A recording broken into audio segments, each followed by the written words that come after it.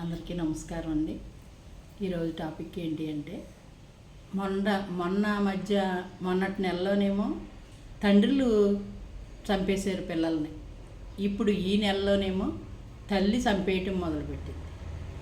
చాలా అసలు ఎలాగంటే అమానుషంగా పసిబిడ్డల్ని, చిన్న పిల్లల్ని అలా టార్గెట్ చేసి మన బిడ్డలను మనమే చంపేసుకుంటుంటే ఇంకెలాగ మనం అభివృద్ధిలోకి వస్తాం, ఏం చేస్తాం, ఎటువైపు వెళ్ళిపోతున్నాం కూడా అర్థం కాని పరిస్థితులు. కొన్ని మానసిక స్థితి బాగోలేదనుకోండి, హాస్పిటళ్ళు ఉన్నాయి, చాలామంది డాక్టర్లు ఉన్నారు, దానికి మెడిసిన్ ఉంది. ఇప్పుడు దానికి అంత గాబరా పడవలసిన అవసరం కూడా లేదు.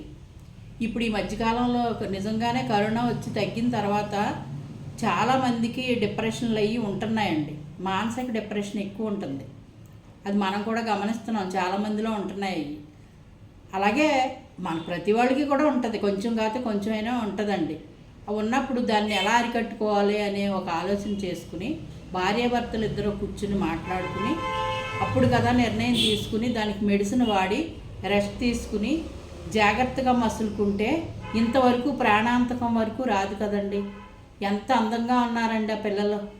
నిజంగా అసలు చూస్తుంటే మనసు దహించేసి నిద్ర పట్టట్లేదు, అంత బాధేసేస్తుంది. అలాంటి పిల్లల్ని ఎలా చంపబుద్ధి వేస్తుంది. అసలు ఆ కత్తితోటి అలా నరికేసింది ఆవిడ. ఆ భర్త ఎంత బాధపడుతున్నాడో.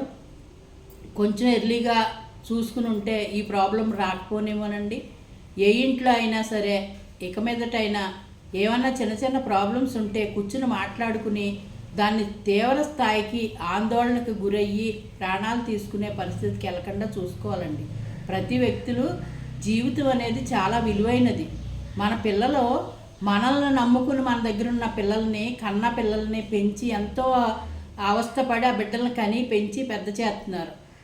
చిన్న చిన్న క్షణికావేశాలకి ఆ బిడ్డల్ని తుంచేస్తున్నారు. ఎంత బాధ అనిపిస్తుందండి. మగపిల్లలు ముద్దులు మూట కడుతున్నారు. ఆ బుజ్జిమండలు వాళ్ళు ఏం చేశారు, వాళ్ళకి ఏం తెలుసు పాపం, ఏమీ తెలియదు కదా. అమ్మ తీసుకెళ్తుంది, నాన్న తీసుకెళ్తున్నాడో అనేసి వాళ్ళకి ఒక నమ్మకం, ఒక భరోసా. కానీ నమ్మి పిల్లలు మనం కూడా బయటకు వస్తుంటే వాళ్ళని మనం చంపేస్తుంటే ఇంకా పిల్లలకి రక్షణ ఇచ్చేవాళ్ళు మనమై ఉండి మనమే వాళ్ళ ప్రాణాలు తీస్తుంటే ఇంకెవరు రక్షణ ఇస్తారండి. ఏంటండి ఇది? దీనికి అంతం ఎప్పుడు వస్తుంది అంటారు? ఇలాంటి సమస్యలకు అంతం అంటూ ఎప్పుడు వస్తుందని మనం అనుకోవాలి. చాలా బాధ అనిపిస్తుందండి. కానీ ఇది చూసిన వాళ్ళైనా సరే చాలామంది ఏమన్నా డిప్రెషన్లు అయ్యి ఉంటే హాస్పిటల్కి వెళ్ళి చూపించుకుని సరైన మెడిసిన్, సరైన ఫుడ్డు, సరైన గైడ్లైన్స్, కొంచెం ధ్యానం లాంటివి అవి చేసుకుని మానసిక స్థితి నుంచి కోలుకోవాలని కోరుకుంటున్నాను నేను. ఇది ఇలాగే రిపీట్ అవ్వకూడదు. చాలామంది పిల్లలు ఈ మధ్యకాలంలో అలా అయిపోయారు, చంపేశారు.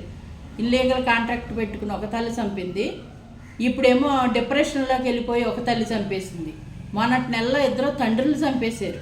ఏంటి మన ఇంటి సమస్యకి, చదువుల సమస్యకి, అన్నింటికి మన పిల్లల్ని మనమే ఏదో పాములు గుడ్లు పొడుచుకు తింటాయని అంటారు అనేది మా అమ్మమ్మ. అలాగే మన పిల్లల్ని మనమే తినేస్తున్నాం. ఎంత దారుణంగా ఉందో చూడండి. ఎంతో కష్టపడి ఇదివరకు రోజుల్లో తల్లిదండ్రులు ఆ బిడ్డల కోసం ఎన్నో కష్టాలు పడి పెంచి పెద్ద చేసేవారు. ఇప్పుడేంటండి శనికావేశాలు ఏంటి, ఈ లోకం ఏంటి? అసలు చాలా దారుణంగా ఉంది కదండి. మీకు ఏమనిపిస్తుందో ఒకసారి కామెంట్ తెలియచేయండి.